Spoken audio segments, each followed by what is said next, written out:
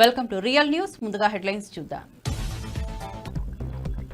P4 foundation పై CM Chandrababu సమీక్ష. పాలనలో పారదర్శకతపై CM Chandrababu దృష్టి. జిల్లాల కలెక్టర్లతో జూమ్ ద్వారా సమీక్ష. పథకాలపై అవగాహన పెంచేలా చర్యలు. వెంకయ్యనాయుడు కీలక వ్యాఖ్యలు. రాజకీయాల్లో బూతు మాటలు ఫ్యాషన్ అయ్యాయని విమర్శ. యువత సంస్కారాన్ని పాటించాల్సిన అవసరం ఉందని వెల్లడి. వ్యక్తిగత దూషణలు హుందాతనానికి భిన్నమని హెచ్చరిక. భాషపై నాయకులు ఆత్మ పరిశీలన చేసుకోవాలని హితవు. జగన్ తో లీగల్ సెల్ న్యాయవాదుల భేటీ. న్యాయ పోరాటంపై లీగల్ సెల్ కు జగన్ మార్గనిర్దేశం. పార్టీ పరిరక్షణకు న్యాయవాదుల పాత్ర కీలకం. కేసులపై న్యాయ పోరాటం మరింత ఉద్దీపనపై చర్చ. కేసీఆర్ నీటి ఒప్పందాలపై హరీష్ వ్యాఖ్యలు. నీటి ఒప్పందాల్లో కేసీఆర్ పారదర్శకతను వివరించిన హరీష్. నీటి ఒప్పందంపై కాంగ్రెస్ విమర్శలు అవాస్తవమని వ్యాఖ్య.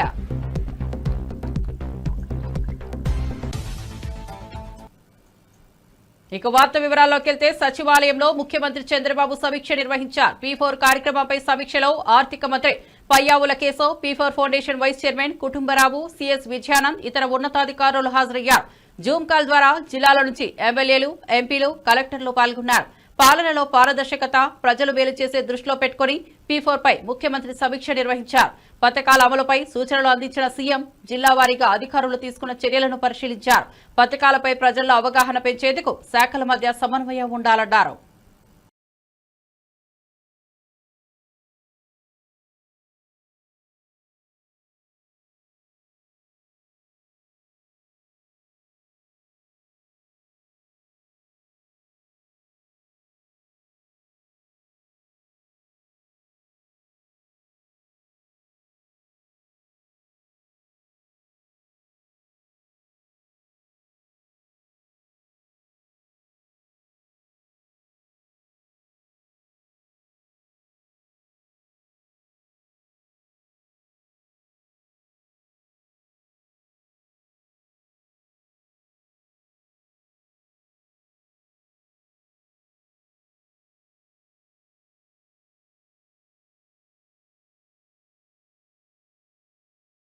కేంద్రానికి చిత్తశుద్ది ఉంటే బీసీలకు బిల్లు తీసుకురావాలని మంత్రి వాకిటి శ్రీహరి డిమాండ్ చేశారు.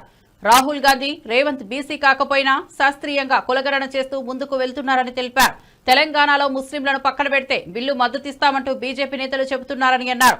ఆంధ్ర, గుజరాత్లలో మైనార్టీలను పక్కన ఎందుకు పెట్టలేదని ప్రశ్నించారు. తెలంగాణ విషయానికి వచ్చేసరికి ఎందుకంత బాధ అని విమర్శించారు.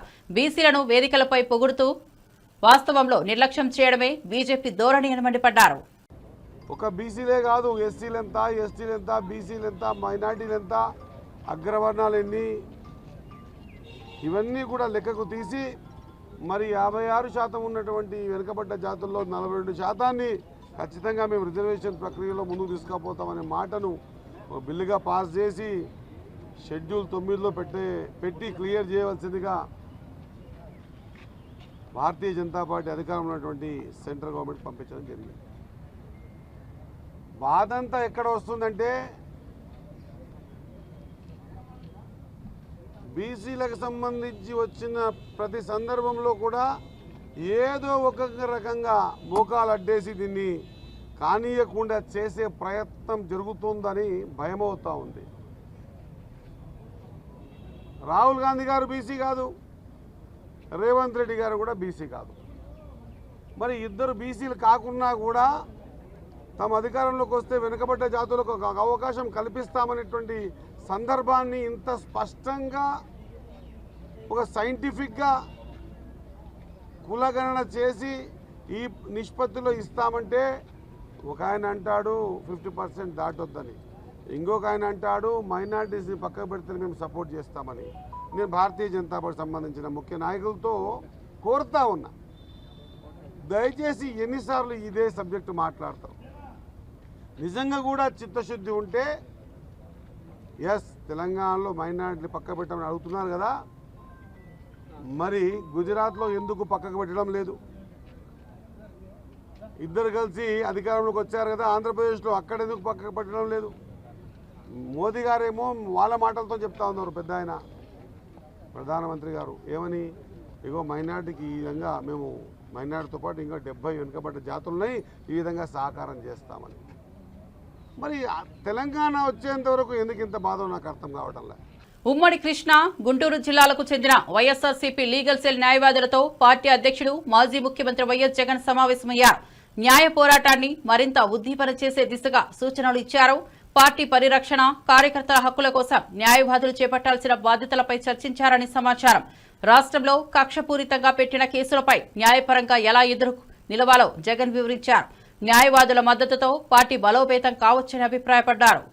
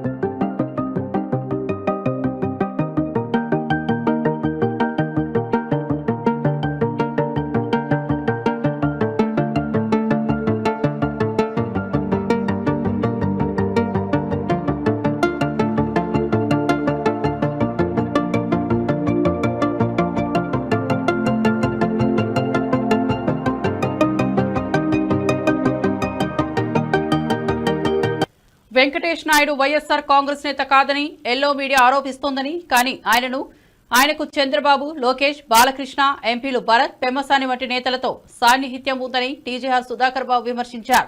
సిట్ అధికారులు ఈ అంశాలపై కూడా విచారణ జరపాలన్నారు. ఎల్లో మీడియా దుష్ప్రచారంతో ప్రజలు తప్పుదారి పడుతున్నారని చెప్పారు. వెంకటేష్ నాయుడు రాజకీయ సంబంధాలపై ఉన్నత స్థాయి విచారణ జరిపించి నిజం వెలుగులోకి తేవాలని డిమాండ్ చేశారు. రామోజీరావు గారు, చంద్రబాబు నాయుడు గారు, యనమల రామకృష్ణుడు గారు తదితర ఒక సమూహం అంతా ఏ విధంగా అయితే ఒక ప్లాన్డ్ ఆర్గనైజ్డ్ కుట్రని, చంద్రబాబు నాయుడు యొక్క కుట్రలు ఎప్పుడు కూడా యాదృచ్ఛికంగా జరిగినట్టుండవు, అకస్మాత్తుగా ఉండవు. ఒక పకడ్బందీ ప్లాన్తో ఒక అనూహ్యమైనటువంటి ప్రజలను మభ్యపెట్టడానికి కావాల్సిన యంత్రాంగం, మంత్రాంగం అంతా వాడతాడు. దానిలో నుంచి అరుణ్ అనే వ్యక్తిని అక్కడ ఫామ్ హౌస్లో తప్పుడు వాగ్మూలం ఇప్పించుకొని ఈయన వైఎస్ఆర్సీపీ మీద బురద తల్లించే కార్యక్రమానికి వాడుకున్న మాట నిజమా కాదా? ఈ వెంకటేష్ నాయుడు డబ్బులు లెక్క పెడుతున్నట్టుగా ఒక వీడియో వాళ్ళ మీడియాలో రిలీజ్ చేశారు. మంచిది. ఆ వీడియోలో 2000 రూపాయల నోట్లు కూడా ఉన్నాయి. నేనేం అడగట్లా, రాష్ట్ర ప్రజలారా, మేధావులారా, మీడియా మిత్రులారా, అధిపతులారా, పరిశీలకులారా, ఆయా టీవీ డిబేట్లో కూర్చొని బాగా బ్రహ్మాండంగా విశ్లేషించే విశ్లేషకులారా, 2000 రూపాయల నోట్లు ఈ రాష్ట్రంలోకి ప్రవేశించింది ఎప్పుడు, వెనక్కి తీసుకుంది ఎప్పుడు? 2000 రూపాయల నోట్లు ఈ రాష్ట్రంలోకి ప్రవేశించింది 2013వ సంవత్సరంలో. సరిగ్గా 10 సంవత్సరాల తర్వాత 2000 రూపాయల నోట్లను వెనక్కి తీసుకున్నారు.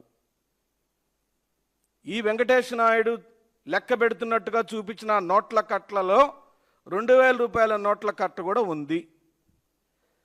అంటే ఇప్పుడు డిమానిటైజేషన్కు ముందు 2000 రూపాయల నోటు లేదు. అంటే 2013కు ముందు 2000 రూపాయల నోటు లేదు. 2013 నుంచి 2023 మధ్యలో 2000 రూపాయల నోటు ఉంది. ఈ 2013 నుంచి 2023, 2013 నుంచి 14 రాష్ట్రాన్ని పరిపాలించింది ఎవరు? తెలుగుదేశం పార్టీ, చంద్రబాబు నాయుడు. 19 నుంచి 24 వరకు వైఎస్ జగన్మోహన్ రెడ్డి గారు పరిపాలించారు. 23లోనే 2000 రూపాయల నోట్లను కేంద్ర ప్రభుత్వం వెనక్కి తీసేసుకుంది. ఎవరి దగ్గర ఉన్న 2000 రూపాయల నోట్లైనా వెనక్కి తీసేసుకుంది. ఒకవేళ అది 2023 తర్వాత కనుక ఆ డబ్బులు ఈ వెంకటేష్ నాయుడు లెక్క పెట్టుండుంటే ఆ 2000 రూపాయల నోట్ల కట్లు నోట్ల మధ్యలో ఎందుకు ఉన్నాయి అని అడుగుతుంది వైఎస్ఆర్సీపీ. ఇక్కడ వెంకటేష్ నాయుడు తప్పు చేశాడా? ఆ డబ్బులు ఎక్కడి నుంచి వచ్చింది, ఎందుకు వచ్చినవి? ఆ డబ్బులు నిజంగానే వెంకటేష్ నాయుడువా? ఆయన క్రైమ్ చేశాడా, ఆయన నేరం చేశాడా? అది మా వాదం కాదు, మాకు సంబంధం లేదు. వైఎస్ఆర్ కాంగ్రెస్ పార్టీకి ఏమాత్రం సంబంధం లేదు. వెంకటేష్ నాయుడు అనేవాడు ఏ పార్టీకి సంబంధించిన వాడు అనే దానిలో మీరు 2 రోజుల నుంచి ఈనాడు, ఆంధ్రజ్యోతిలలో చాలా ప్రముఖంగా ఆ వెంకటేష్ నాయుడును మాకు జతగలుపుతూ వైఎస్ఆర్సీపీతో ఆయనకు సంబంధాలు ఉన్నాయని, వైఎస్ఆర్ కాంగ్రెస్ పార్టీకి సంబంధించిన వాడేనని, చెవిరెడ్డి భాస్కర్ రెడ్డికి అత్యంత అనుంగ శిష్యుడని, భాస్కర్ రెడ్డి ఆంతరంగికుడని, చెవిరెడ్డి భాస్కర్ రెడ్డి గారికి సంబంధించిన ఆర్థిక లావాదేవీలను ఈయనే చూశాడని మీరు ఒక అభియోగం మోపారు. దానికి ఆధారంగా ఒక ఫోటోను విడుదల చేశారు. అది మార్ఫింగ్ ఫోటోనా, తలకాయ తీసి తలకాయ పెట్టారా, మీరు ఏం చేశారో నాకు తెలియదు. అది విచారణ అధికారులే విచారించాలా. మరి ఇప్పుడు ఈ ఫోటో ఏమిటి? రాష్ట్ర ప్రజలు చూడండి. ఈ వెంకటేష్ నాయుడు 2024లో నారా చంద్రబాబు నాయుడు ముఖ్యమంత్రి అయిన తదుపరి ఈ రాష్ట్ర ముఖ్యమంత్రితో దిగిన ఫోటో. ఈయన ఏ పార్టీ వాడు? అది వదిలేద్దాం. షాడో ముఖ్యమంత్రి గారైన నారా లోకేష్ గారితో అదే వెంకటేష్ నాయుడు దిగిన ఫోటో. ఈయన ఏ పార్టీ వాడు? ముఖ్యమంత్రితో దిగాడండి, షాడో ముఖ్యమంత్రి గారితో దిగాడు. ముఖ్యమంత్రి గారికి సన్మానం. అయ్యా మళ్ళీ డూప్లికేట్ అనుకుంటారేమో, మార్ఫింగ్ అనుకుంటారో, షాల్వా సేమ్ టు సేమ్, అదే షాల్వా.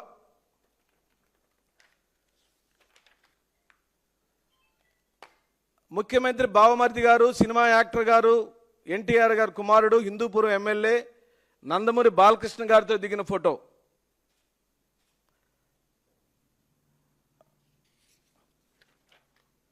సరే, అదే ఈ వెంకటేష్ నాయుడు మహారాష్ట్రతో జరిగిన చారిత్రక నీటి ఒప్పందంతో కేసీఆర్ ఒకేసారి 3 అగ్రిమెంట్లు చేసినట్లు వివరించారు మాజీ మంత్రి హరీష్ రావు. ఆనాడు కాంగ్రెస్ నేత ఉత్తమ్ కుమార్ రెడ్డి మీరు 152 మీటర్లకు అగ్రిమెంట్ ఎలా తగ్గిస్తారని ప్రశ్నించగా దానికి కేసీఆర్ స్పందిస్తూ నువ్వు 152 మీటర్లకు అగ్రిమెంట్ చేసినట్లు నిరూపిస్తే నేనే రాజీనామా చేస్తానని సవాల్ విసిరారని తెలిపారు. ఈ వ్యాఖ్యలతో అప్పటి నీటి ఒప్పందంలో కేసీఆర్ పారదర్శకంగా వ్యవహరించినట్లు స్పష్టం చేసిన హరీష్ రావు కాంగ్రెస్ చేస్తున్న విమర్శలు పూర్తిగా అవాస్తవమని, వాటిని ప్రజలు నమ్మవద్దని హితవు పలికారు. ఆనాడు మేము మహారాష్ట్రతో కేసీఆర్ గారు ఒక చారిత్రాత్మక ఒప్పందం చేశారు. అటు మేడిగడ్డకు, ఇటు వార్ధా మీద, అటు చెనాకా కొరాటాకు ఒకేసారి 3 అగ్రిమెంట్లు చేసినారు. అంటే ఇచ్చిపుచ్చుకునే ధోరణితో మహారాష్ట్రను ఒప్పించి మెప్పించి 3 అగ్రిమెంట్లు చేశారు. ఆనాడు ఉత్తమ్ కుమార్ రెడ్డి మాట్లాడతాడు. ఏమని మాట్లాడిందంటే, లేలే మేము ఆల్రెడీ 152 మీటర్లకు అగ్రిమెంట్ చేసినాం, నువ్వు ఎట్ట తగ్గించినవు అన్నాడు. ఆనాడు ఎయిర్పోర్ట్లో కేసీఆర్ గారు మాట్లాడారు, ఉత్తమ్ కుమార్ రెడ్డి నువ్వు 152 మీటర్లకు అగ్రిమెంట్ చేసుంటే ఇంకా గంట సేపు నేను ఇన్నే ఉంటా, నువ్వు రా, ఆ అగ్రిమెంట్ నాకు చూపి నేను ఇక్కడ నుంచి రాజ్ భవన్కు పోయి రాజీనామా చేస్తాను. ఆ రోజు కేసీఆర్ గారు సవాల్ చేశారు. ఇది నేను నోటి మాట చెప్తలే, నా వీడియో కూడా మీరు చూడండి కావాలంటే. ఆనాడు కేసీఆర్ గారు బేగంపేట ఎయిర్పోర్ట్లో ఆనాటి ఉత్తమ్ కుమార్ రెడ్డి ఫేక్ మాటలకు, గోబల్స్ మాటలకు ఏ రకంగా సవాల్ విసిరినారో ఒక్కసారి చూద్దాం. ఈ రాష్ట్ర ప్రదేశ్ కాంగ్రెస్ కమిటీ అధ్యక్షుడు ఉత్తమ్ కుమార్ రెడ్డి, ఆయనతో పాటు శాసనసభలో ప్రతిపక్ష నాయకుడు జానారెడ్డి ఇద్దరు కలిసి ఏం మాట్లాడతారు?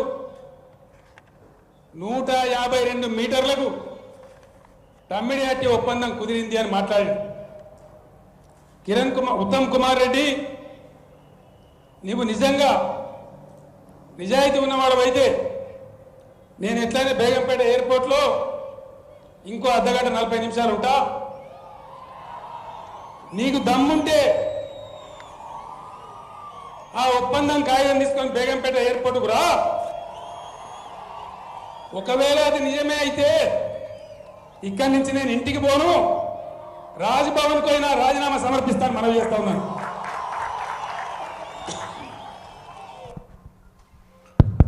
ఆ రోజు 152 మీటర్లకు అగ్రిమెంట్ ఉందని ఆనాటి పిసిసి అధ్యక్షుడు ఉత్తమ్ కుమార్ రెడ్డి మాట్లాడిండు. ఉన్నదా మరి అగ్రిమెంట్?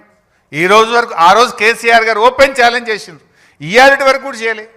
నిజంగా అగ్రిమెంట్ ఉంటే 7 సంవత్సరాలు అధికారంలో ఉండి ఎందుకు తట్టెడు మట్టి కూడా మీరు తవ్వలేదు అంటే అబద్ధపు మాటలు, గోబల్స్ మాటలు. ఆనాడు కేసీఆర్ గారు మంచి పని చేస్తుంటే దాని మీద ఏదో అమృత భాండాగారంలో విషపు చుక్క వేసినట్టు ఒక మంచి పని జరుగుతుంటే దాన్ని ఒక అబద్ధాలు చెప్పి అనుమానాలు కల్పించేటువంటి మహారాష్ట్రతో జరిగిన చారిత్రక నీటి ఒప్పందంతో కేసీఆర్ ఒకేసారి 3 అగ్రిమెంట్లు చేసినట్లు వివరించారు మాజీ మంత్రి హరీష్ రావు. ఆనాడు కాంగ్రెస్ నేత ఉత్తమ్ కుమార్ రెడ్డి మీరు 152 మీటర్లకు అగ్రిమెంట్ ఎలా తగ్గిస్తారని ప్రశ్నించగా దానికి కేసీఆర్ స్పందిస్తూ నువ్వు 152 మీటర్లకు అగ్రిమెంట్ చేసినట్లు నిరూపిస్తే నేనే రాజీనామా చేస్తానని సవాల్ విసిరారని తెలిపారు. ఈ వ్యాఖ్యలతో అప్పటి నీటి ఒప్పందంలో కేసీఆర్ పారదర్శకంగా వ్యవహరించినట్లు స్పష్టం చేసిన హరీష్ రావు కాంగ్రెస్ చేస్తున్న విమర్శలు పూర్తిగా అవాస్తవమని వాటిని ప్రజలు ఆ భాష ఉందాగా ఉండేదై ఉండాలి. ఆ భాష సంస్కారానికి దర్పణం పట్టేదిగా ఉండాలి. ఈ విషయాన్ని కూడా నేటి పాత్రికేయులు నేటి రాజకీయ నాయకులు ఈ భాష విషయంలో అందరూ ఒకసారి ఆత్మ పరిశీలన చేసుకోవాలి. ఏం మాట్లాడుతున్నారు, ఏంది పలుకుతున్నారు, అదేదో చాలా గొప్ప అనుకుంటున్నారు. దానికి కొన్ని ఛానల్స్ ఇప్పుడు కొత్తగా ఛానల్స్ పెట్టుకున్నారు ఎవరికి వాళ్ళు. అధికారం ఉంది పెట్టుకుని దానికి మనం ఏం కాదనేమనుకోండి. ఇప్పుడు అలాగే కొంతమంది సోషల్ మీడియా కాకుండా ఇప్పుడు ఇంకేదో యూట్యూబ్లో పెడుతూ ఉన్నారు. వాటి వస్తున్నాయంతా ఆ మాటలు అసలు వినడానికే కాదు, సంస్కారం ఉన్న ఏ వ్యక్తి కూడా హర్షించడు. కానీ వాటిని అదేం చేస్తున్నాం సార్, వాళ్ళు అన్నారు ఆ విధంగాను అన్నారు. బూతులు మాట్లాడడం ఫ్యాషన్ అయిపోయింది. మాజీ ఎంపీ వంగాగీత మాట్లాడుతూ రాష్ట్రంలో గత 15 నెలలుగా శాంతి భద్రతలు లోపించాయని ఆరోపించారు. వైసీపీ నేతలపై తప్పుడు కేసులు పెడుతూ వేధింపులకు పాల్పడుతున్నారని పేర్కొన్నారు. సంక్షేమ కార్యక్రమాల కన్నా ప్రతీకారమే ప్రధానమైందన్నారు. పోలీసులను పావులుగా వాడుకుంటూ ప్రజాస్వామ్య విలువలను కూలీ చేస్తున్నారని విమర్శించారు. పెద్దిరెడ్డి కుటుంబంపై జరుగుతున్న వ్యవహారం అన్యాయమన్నారు.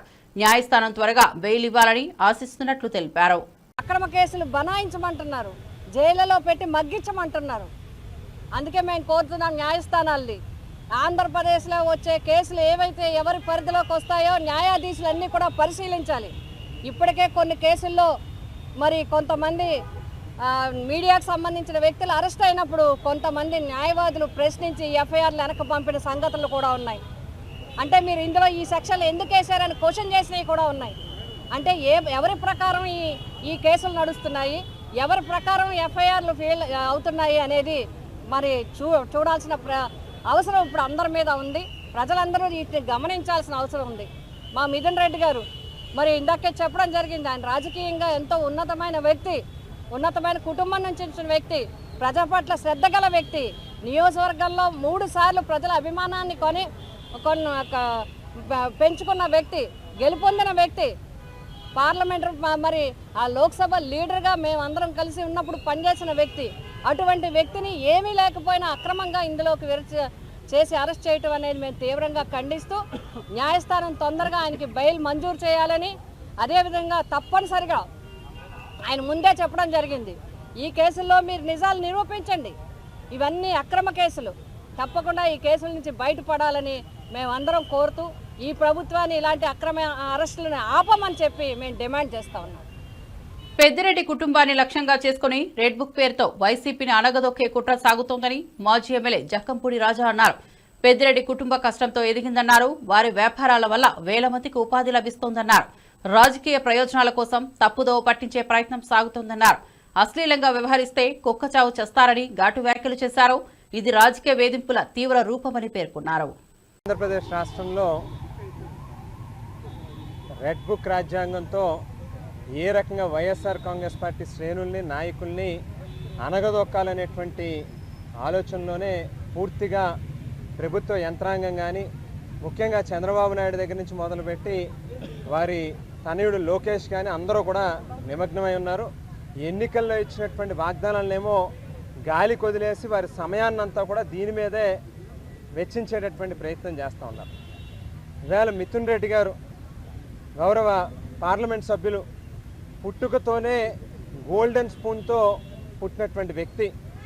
వారి తండ్రి గారు వారి కుటుంబ సభ్యులు అందరూ కూడా కష్టపడి చెమటోడ్చి లేకపోతే అణువణువు కూడా వాళ్ళ యొక్క కష్టంతో పైకి వచ్చినటువంటి వ్యక్తులు. వేళ అనేక వ్యాపారాల ద్వారా కొన్ని వేల మందికి ఉపాధి కల్పిస్తూ వారి యొక్క జీవనాధారంగా మరి వీరు వారి కుటుంబ సభ్యులు జీవిస్తూ ఉంటే ఇవాళ ఏదో రకంగా వారి మీద బురద జల్లాలి, వారికి ఒక అపఖ్యాతిని తీసుకుని రావాలనేటువంటి ప్రయత్నం చేస్తూ జగన్మోహన్ రెడ్డి గారికి అత్యంత సన్నిహితుడిగా ఉన్నాడు.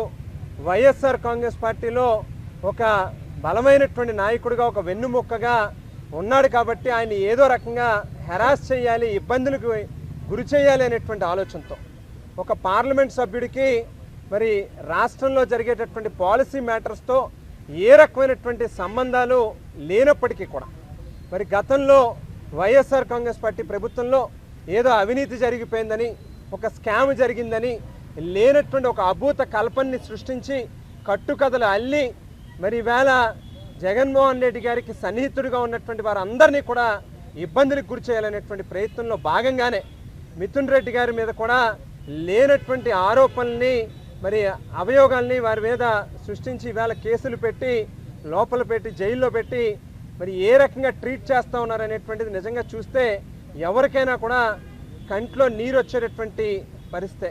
ఈవేళ గోల్డెన్ స్పూన్తో పుట్టినటువంటి వ్యక్తికి ఓ పక్కన కోర్టులు చాలా స్పష్టంగా ఒక స్పెషల్ క్లాస్ ప్రోటోకాల్ ఉంది, ఈ రకమైనటువంటి ఫెసిలిటీస్ ఆయనకి ఇవ్వండి అని చెప్పి స్వయంగా కోర్టే మరి ఆర్డర్స్ ఇచ్చినప్పటికీ కూడా వాటిని పక్కన పెట్టి లోపల ఆయన ట్రీట్ చేస్తూ ఉన్నటువంటి విధానం చూస్తే నిజంగా ఈ రాష్ట్రంలో కానీ లేకపోతే ఈ దేశంలో కానీ చట్టాలు ఏమైపోతూ ఉన్నాయి, అంబేద్కర్ గారు రాసినటువంటి రాజ్యాంగం ఎక్కడికి వెళ్ళిపోతూ ఉంది అని చెప్పి నిజంగా ఏదో ఆటవిక పాలనలో ఉన్నామా, మనం అడవిలో బ్రతుకుతూ ఉన్నామా అని చెప్పి ఆలోచనలోకి వెళ్ళేటటువంటి పరిస్థితి కనిపిస్తూ ఉంది. ఇవాళ చంద్రబాబు నాయుడు గారికి ఒక్కటే చెప్తా ఉన్నాం, మీకు మాదిరిగా 2 ఎకరాలు భూమి నుంచి ఇవాళ లక్షల కోట్ల రూపాయల అవినీతితో లేకపోతే అక్రమ సంపాదనతో సంపాదించుకున్నటువంటి డబ్బులు కాదు ఇవాళ వారి దగ్గరే పెద్దిరెడ్డి రామచంద్రారెడ్డి గారి కుటుంబం దగ్గర ఉన్నది.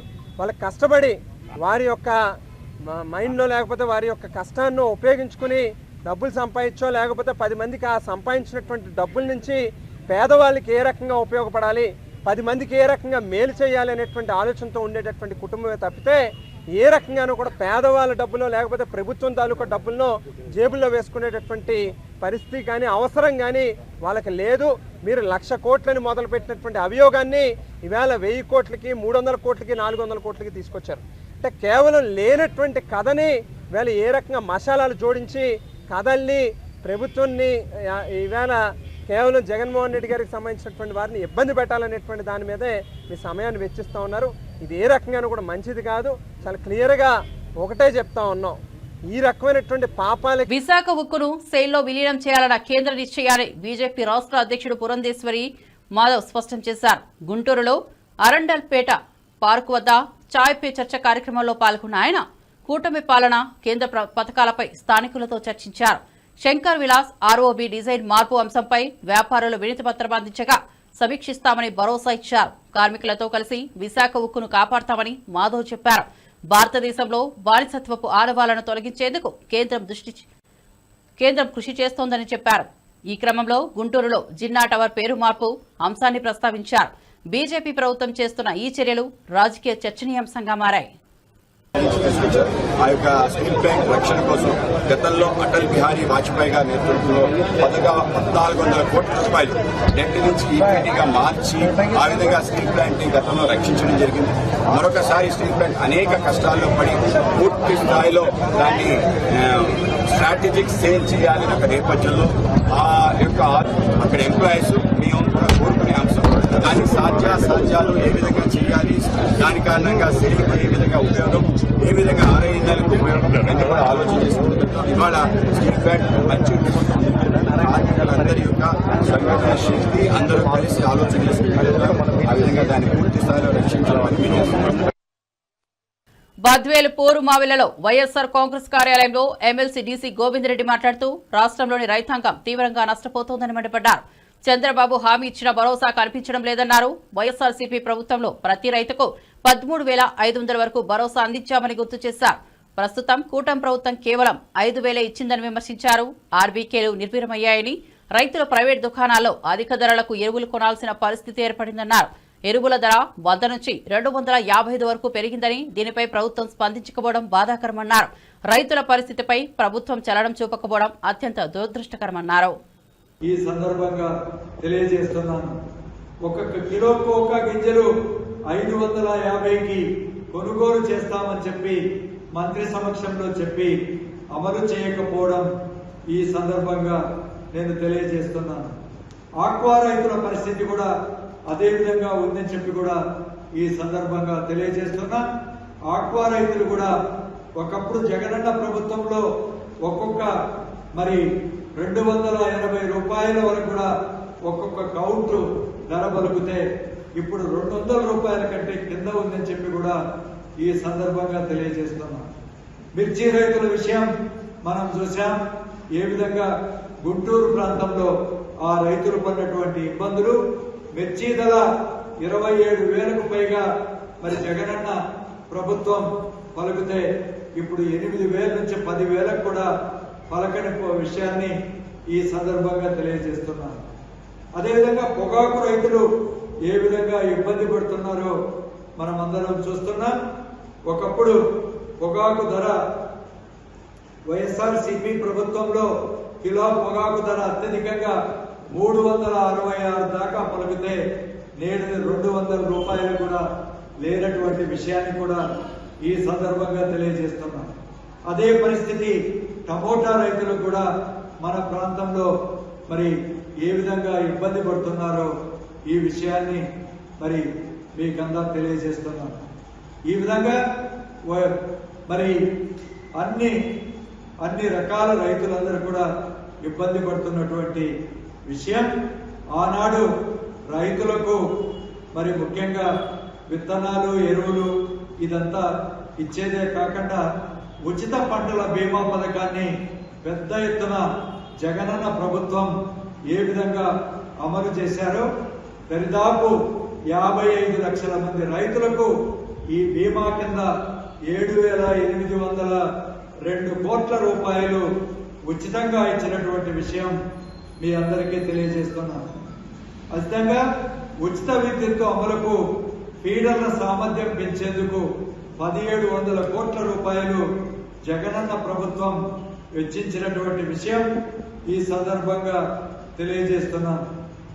మరి మొత్తం జగనన్న ప్రభుత్వంలో వ్యవసాయానికి 5 ఏళ్లలో 1,84,567 కోట్ల రూపాయలు వెచ్చించి రైతులను ఏ విధంగా ఆదుకున్నదో ఈ సందర్భంగా తెలియజేస్తున్నాను. అదేవిధంగా మరి ఈ ఒక్క సంవత్సరంలో బీసీలకు హామీలు ఇస్తూ అవి అమలు చేయకుండా మోసం చేస్తున్నారని కాంగ్రెస్ నేతలపై తీవ్రంగా విరుచుకుపడ్డారు బీఆర్ఎస్ నేత కేటీఆర్.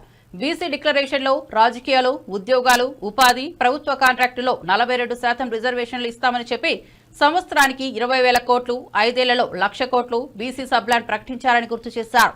రిజర్వేషన్లపై కాకపోయినా మిగిలిన అంశాలన్నీ ప్రభుత్వ చేతిలో ఉండి అవి అమలు చేయకపోవడం దోపిడీనని విమర్శించారు. ఇప్పటి వరకు 2 బడ్జెట్లు ప్రవేశపెట్టిన 10,000 కోట్లకు చేరని ఖర్చులతో బీసీలను మోసం చేశారన్నారు. ముందుగా చేతిలో ఉన్న హామీలు అమలు చేస్తేనే బీసీలు నమ్ముతారని వ్యాఖ్యానించారు. కేటీఆర్ విమర్శలు బీసీ వర్గాల్లో చర్చనీయాంశంగా మారాయి.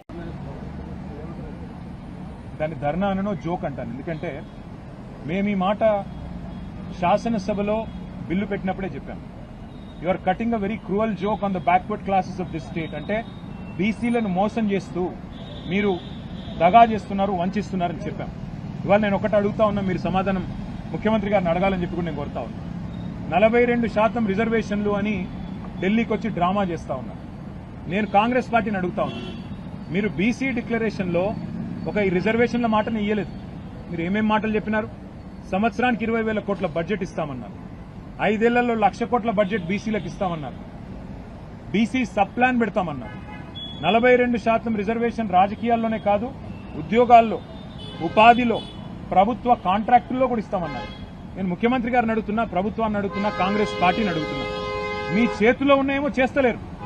మీ చేతుల్లో బీసీ సబ్ ప్లాన్ ఉన్నది, చేయండి. మీ చేతుల్లో బీసీలకు 1,00,000 కోట్ల బడ్జెట్ ఇచ్చే అవకాశం ఉంది, చేయండి. 2 బడ్జెట్లు పెట్టారు. ఒక్కొక్క బడ్జెట్లో 20,000 కోట్లు అన్నారు. 2 బడ్జెట్లు కలిపి కూడా 20,000 కోట్లు పెట్టలేదు. అందులో ఖర్చు అయితే 10,000 కోట్లు కూడా దాటం లేదు.